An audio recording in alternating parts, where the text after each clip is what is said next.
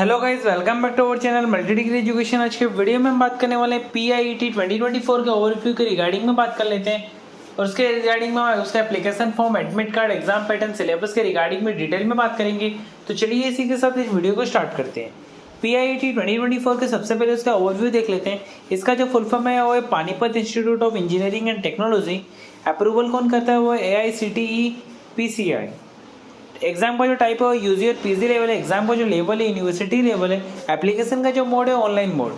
Course जो offer करती है वो है यूजी कोर्स में ऑफर करती है B.Pharm, B.Tech, BCA, BBA etcetera. PG course में जो ऑफर करती है वो है MCA, MPA एक्सेट्रा।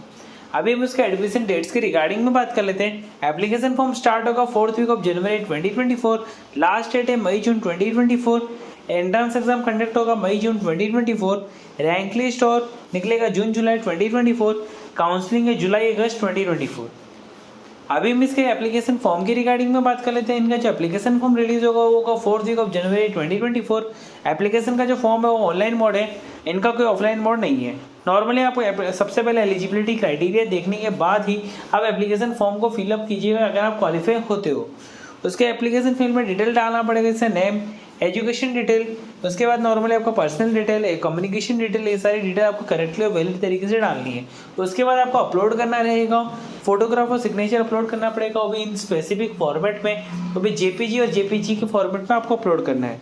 इसके अंदर कोई भी करेक्शन विंडोज नहीं है। इसके लिए आपको सारी डिटेल वैलिड और वर्किंग डालनी है। अगर आपको कोई भी मिस्टेक्स होता है आपका एप्लीकेशन फॉर्म डायरेक्ट रिजेक्ट हो जाता है। अब हम इसके एप्लीकेशन फीस के रिगार्डिंग में बात करते हैं। एप्लीकेशन का जो फीस है आप ऑनलाइन नहीं तो ऑफलाइन मोड में पेमेंट कर सकते हो। इनका जो एप्लीकेशन का जो फीस है वो नॉन रिफंडेबल है।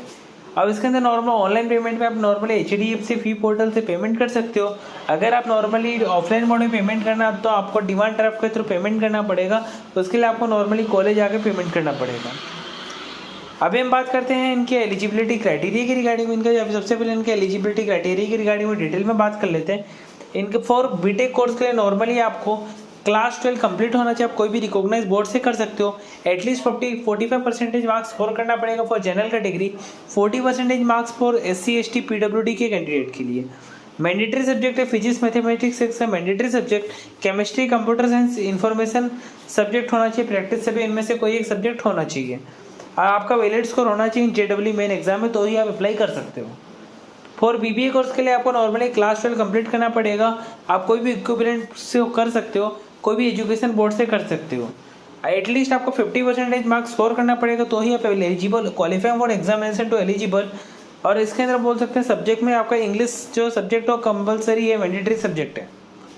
फॉर MBA कोर्स के लिए आपको बैचलर डिग्री कंप्लीट करना पड़ेगा। आप कोई भी रिकॉग्नाइज यूनिवर्सिटी से कर सकते हो। एटलीस्ट 50% मार्क्स स्कोर करना पड़ेगा। For general category 47.5% marks score करना पड़ेगा। फॉर SC ST कैटेगरी के कैंडिडेट के लिए आपका वैलिड स्कोर होना चाहिए CMAT और MET का, तो ही आप अप्लाई कर सकते हो। तो और अगर आप फाइनल ईयर में हो तो eligible to apply. For MCA course के लिए आपको BCA और बैचलर डिग्री होना चाहिए इन कंप्यूटर साइंस में और इंजीनियरिंग में, तो ही आप अप्लाई कर सकते हो। अगर आप पास कैंडिडेट हो BSc, BCom, BA और मैथमेटिक्स में, तो भी आप ग्रेजुएशन कंप्लीट है तो ही आप अप्लाई कर सकते हो। अगर आप फाइनल ईयर में हो तो आप इजीली अप्लाई कर सकते हो। अभी हम बात करें, अगर आपको 50% मार्क्स होने चाहिए जनरल कैटेगरी में, SC ST PWD के लिए आपको 47.5% मार्क्स होने चाहिए तो ही आप अप्लाई कर सकते हो। अभी हम इसके बात करें इनके एंट्रेंस एग्जाम के रिगार्डिंग में हम बात कर लेते हैं। सबसे पहले इनका एंट्रेंस एग्जाम की बात करें तो इनका खुद का एक एग्जाम कंडक्ट होता है, वो होता है PIET knowledge aptitude test. Under graduate course और पोस्ट ग्रेजुएट कोर्स के लिए होता है, ऑनलाइन मोड में किया जाता है। इसके अंदर नॉर्मली जिसका रैंक होता है वो 1,50,000 से कम होता है उनके लिए होता है। और इसके अंदर 1200 SIT के एग्जाम्स होते हैं जिसके अंदर नॉर्मली 60% आपको स्कोर करना पड़ेगा इन कैट, 80% MET और 550 से ज़्यादा मार्क्स होने चाहिए इन GMAT फॉर MBA कैंडिडेट्स। इनका जो काउंसलिंग स्टार्ट होता है वो होता है जुलाई अगस्त 2024 के इनका काउंसलिंग होता है। पर B.Tech BE वो भी ऑनलाइन ऑफ कैंपस काउंसलिंग किया जाता है। वहाँ पे नॉर्मली आपका मेरिट लिस्ट के बेस पर सिलेक्शन होता है। वहाँ पे आपको नॉर्मली काउंसलिंग का मेरिट लिस्ट होता है, वहाँ पे आपको डॉक्यूमेंट को वेरीफाई किया जाता है। आपका कौन कौन से डॉक्यूमेंट की जरूरत पड़ती है for the verification? JEE main, CMAT और MET का कोई एक का स्कोर कार्ड होना चाहिए वैलिड, क्लास 10 और 12 का मार्कशीट, क्वालिफाइंग एग्जाम का score card, character certificate, migration certificate, transfer certificate, category certificate, passport size photograph.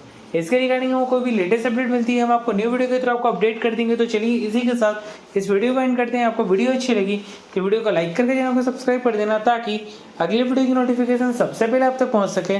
Thanks for watching my video.